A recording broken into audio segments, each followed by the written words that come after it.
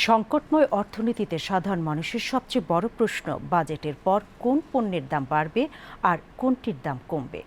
২০২৬-২৭ অর্থবছর প্রস্তাবিত বাজেটে উচ্চ মূল্যস্ফীতির দীর্ঘ চাপের মধ্যে স্বস্তির বার্তা দিতে চায় সরকার। তাই কর ও শুল্কের নতুন বিন্যাসে কমতে পারে চাল, গম, আলু, পেঁয়াজ, ভোজ্য তেল সহ নিত্য প্রয়োজনীয় অনেক পণ্যের দাম। শুধু খাদ্যপণ্যই নয়, চিকিৎসা খাতেও মিলতে পারে কিছুটা স্বস্তি। কিডনি ডায়ালিসিস, ক্যান্সারের ঔষধের কাঁচামাল, হার্টের রিং, চোখের লেন্স এসব পণ্যে কর ছাড়ের প্রস্তাব এসেছে। অন্যদিকে স্বাস্থ্য ঝুঁকিপূর্ণ ও বিলাসী পণ্যের উপর বাড়ছে করের চাপ। ফলে বাড়তে পারে সিগারেটের দাম, চড়া হতে পারে আমদানিকৃত কাজু বাদামের মূল্য। বিলাসবহুল গাড়ি, দেশীয় মদ ও হেলিকপ্টারের ব্যবহারও বাড়বে করের বোঝা। রড উৎপাদনে ভ্যাট বাড়ার প্রস্তাব থাকায় বাড়তে পারে নির্মাণ ব্যয়। বিস্তারিত দিনার সুলতানার প্রতিবেদনে। বাজেট মানেই শুধু সংখ্যার হিসাব নয়, বাজেট মানেই সংসারের হিসাব নিকাশ। রান্নাঘরের হাঁড়ি থেকে শুরু করে বাজারের ব্যাগ, ওষুধের বিল থেকে মোবাইলের রিচার্জ, সবকিছুতেই জড়িয়ে থাকে বাজেট। জনজীবনে স্বস্তি দিতে এবারের প্রস্তাবিত বাজেটে চাল, গম, আলু, পেঁয়াজ, ভোজ্য তেল, বীজ সহ ৬০টি নিত্যপণ্যের আমদানিতে উৎসে কর কমিয়ে মাত্র ০.৫% করার প্রস্তাব করেছেন অর্থমন্ত্রী আমির খসরু মাহমুদ চৌধুরী। সরকার দেশের প্রতিটি ব্যক্তি ও পরিবারের জীবনযাত্রার মান উন্নতির লক্ষ্যে নিত্য প্রয়োজনীয় ৬০টি পণ্যের উপর উৎসে কর হ্রাসের একটি বড় জনমুখী পদক্ষেপ গ্রহণ করেছে। বিভিন্ন পণ্যের উপর উৎস করের হার ৫%, ২%, ১% হতে হ্রাস করে ০.৫% করার প্রস্তাব। বিগত বছরগুলোতে দ্রব্যমূল্যের লাগামহীন ঊর্ধ্বগতিতে জনজীবনে যে নাবিশ্বাস উঠেছিল, তার বিপরীতে গণতান্ত্রিক সরকারের নির্বাচনী প্রতিশ্রুতি অনুযায়ী এই পদক্ষেপ আশা করি জনজীবনে স্বস্তি আনবে।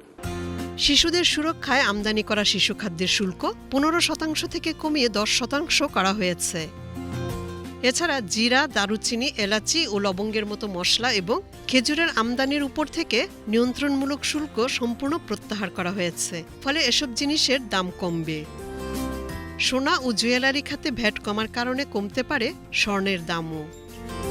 প্রযুক্তিপ্রেমী এবং ফ্রিল্যান্সারদের জন্য প্রস্তাবিত বাজেটে থাকছে বিশাল সুখবর। ল্যাপটপ, ডেস্কটপ, সার্ভার, প্রিন্টার ও মনিটর আমদানির ক্ষেত্রে সব ধরনের শুল্ক ও ভ্যাট সম্পূর্ণ প্রত্যাহার করা হয়েছে। সবচেয়ে বড় স্বস্তি আসছে চিকিৎসা খাতে। ক্যান্সারের নতুন ৯টি কাঁচামাল সহ ওষুধের কাঁচামাল আমদানিতে বড় ছাড় দেওয়া হয়েছে। কিডনি ডায়ালাইসিস ফিল্টারের ভ্যাট ও ট্যাক্স প্রত্যাহারের ফলে প্রতিবার ডায়ালাইসিসে রোগীদের খরচ প্রায় ৮০০ টাকা পর্যন্ত কমে আসবে। গিটার ও পিয়ানোর মতো বাদ্যযন্ত্র এবং সিনেমাটোগ্রাফি ক্যামেরার শুল্ক কমানো হয়েছে। প্রস্তাবিত বাজেটে নারীদের জন্য সুখবর হলো লিপস্টিক এবং ফেস ওয়াশের মতো প্রসাধনীর দামও কমতে পারে। তবে প্রস্তাবিত বাজেটে ঝুঁকিপূর্ণ ও বিলাসী পণ্যের উপর করের চাপ বাড়ছে। ফলে বাড়তে পারে সিগারেটের দাম। নিম্ন থেকে অতি উচ্চ সব স্তরের সিগারেটের ন্যূনতম খুচরা মূল্য বাড়ানো হয়েছে। আর জনস্বাস্থ্যের ক্ষতি কমাতে নিকোটিন গ্রানুস ও পাউচের উপর বসানো হয়েছে বিশাল ৩৫০% সম্পূরক শুল্ক। পরিবেশের জন্য ক্ষতিকর ডিজেল, অকটেন বা পেট্রোল চালিত গাড়ির দূষণ কমাতে ১২০০ থেকে ১৬০০ সিসির আমদানি করা জ্বালানি চালিত গাড়ির কর ভার ১৩২.৩৬% থেকে বাড়িয়ে প্রায় ১৫৬% নির্ধারণের প্রস্তাব করা হয়েছে বাজেটে। ফলে এসব গাড়ির দাম বেশ বাড়বে। দেশীয় চাষিদের সুরক্ষায় বিদেশি অপ্রক্রিয়াজাত ও প্রক্রিয়াজাত কাজু বাদামের আমদানি শুল্ক বাড়িয়ে করা হয়েছে ২৫%। এছাড়া বিদেশি পাঙ্গাস মাছের ফিলে, বিদেশি প্রাকৃতিক মধু, সুপারি, সুগার কনফেকশনারি এবং কফির দামও বাড়ছে শুল্ক বাড়ার কারণে।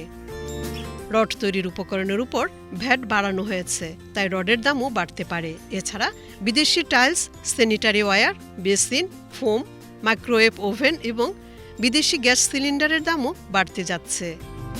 রূপচর্চায় এবার একটু বেশি খরচ করতে হবে, কারণ বিদেশি লিপ লাইনার ও লিপ জেলের দাম বাড়ছে। পাশাপাশি সাইকেল ও খেলনার দামও বাড়তে পারে। সব মিলিয়ে এবারের বাজেটে একদিকে যেমন সাধারণ মানুষের নিত্যদিনের খরচ আর চিকিৎসার ব্যয় কমানোর চেষ্টা করা হয়েছে, ঠিক তেমনি বিলাসী ও ক্ষতিকর পণ্যের লাগাম টানার ইঙ্গিত স্পষ্ট। দিনার সুলতানা, বিটিভি নিউজ। দিয়ে